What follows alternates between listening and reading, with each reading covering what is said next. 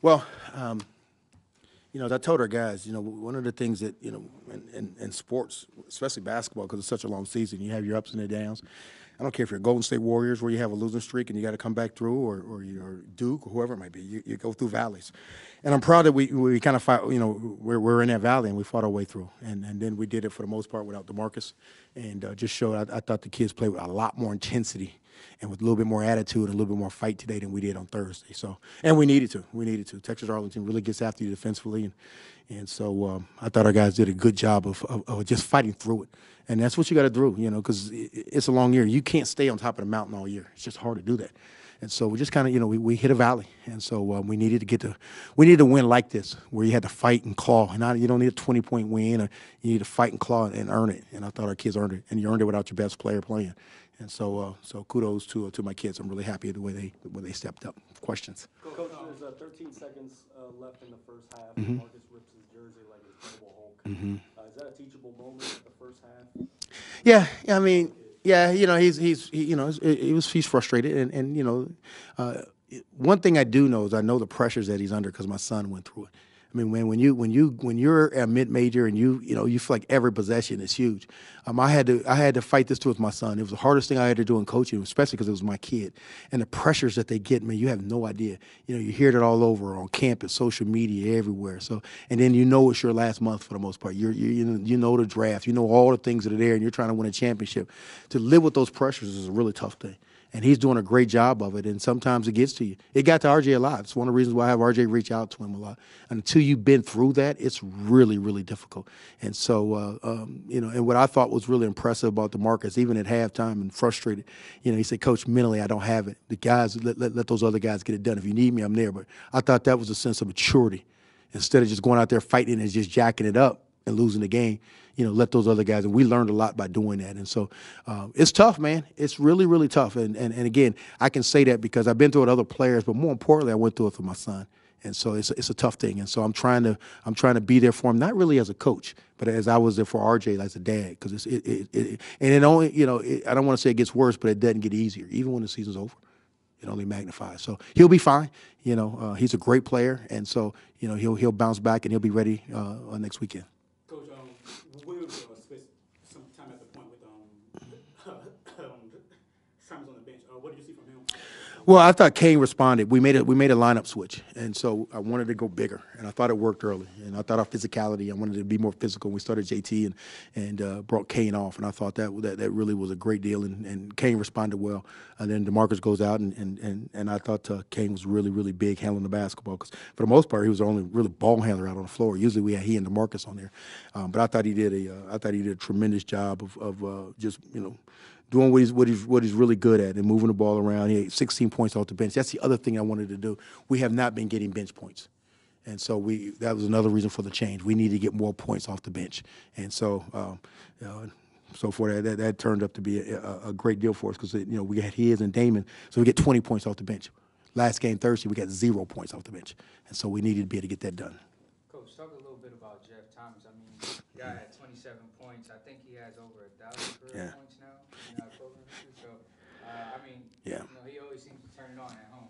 Yeah, he really does. When you're a ninth-year senior, one of the Jeff has been here longer. We all came in here together, man. I don't know how Jeff is still playing, but I'm proud of him. He scored 1,000 points tonight, and so we needed him to step up. And Jeff, he's not afraid of the big lights. He knew we needed him. And again, I thought it was a really good weekend back to back for him. Although he missed the free throw, I'm wanting him to miss the free throw and turn it over. And ninth-year seniors don't do that, but. I thought he was big tonight. I thought he made some big plays, and even more importantly, got a couple big rebounds for us. Coach, there were a couple of scoring drives, in the start of the game and also the beginning of the second half. What was the turning point that you saw, and what did you tell your team going into the second half to make sure that didn't happen the rest of the game? Well, the difference is that when we made this switch, we haven't played a lot of minutes with the big lineup.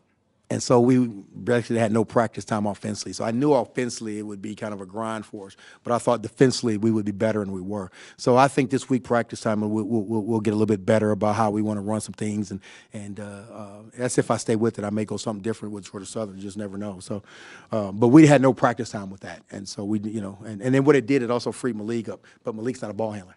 And so one of the things I wanted to do is I think this week with practice that might help if we don't go small. But we played the small lineup enough that it was able to win the game for us. Coach, just looking forward, like you said, you got Georgia Southern at home next Saturday. What is the message just to your team and to fans, particularly students? Well, we hope they come out. We need this. I told no one is supposed to come into this arena until Tuesday. We need some time off. I mean, we've been doing this since June 5th with no breaks, and so I want the guys to take some time off. And so I'm going to go and I'm going to catch up on all my Netflix stuff. I'm going to watch about 7 movies a day, and I need to get away from it. So, but I'll worry about Georgia Southern starting next week, and I got some family in town, and so I'm going to go and get a glass of wine and pour some Sprite in it and get 7 limes and have me a good night and take my granddaughter and tell her how much I was a great player. That's what I'm going to do for the next couple of days. What did you tell RJ on the contract? What did I tell RJ on the Did y'all celebrate on that contract you got? what contract? I was going. I haven't seen him since. So I know his mom handles his money, so I know I ain't buying dinner tonight. So this might be coming out of RJ Hunter. Thanks, RJ, because I know he watches this all the time. Appreciate dinner, my man. Love you. Really quickly, Coach. Yeah. Usually, Nelson Phillips has Yeah. a big, part of what you guys do off the bench. Any reason why he only had about 1 minute? Well, I got word right before that his Achilles was sore. So he didn't even get a warm up in. So that kind of that made me kind of think maybe we should hold off. And then we got off to such a great start defensively. Then Damon came in and played. And when you got an injury like that, it's tough to kind of put them back in because they sit there and they get cold. So, but yeah, he hopefully that injury won't be. It's not too bad. I thought he came in the first half and got that offensive rebound and a kick out. But we get in the second half as a flow. It was kind of hard to kind of get him in because he had been sitting for too long. And that was more on me. But the injury was something that why I kept him out early. Devin Mitchell had alternative points in the second half and had the highest plus-minus percentage or difference. Just about his contributions for the team, especially in that second half and offense going forward. Well, Devin's been playing at such a high level. I mean, I don't know if there's a guy in the country shooting the ball better than Devin Mitchell right now. And so, again, what comes up has to come down a little bit.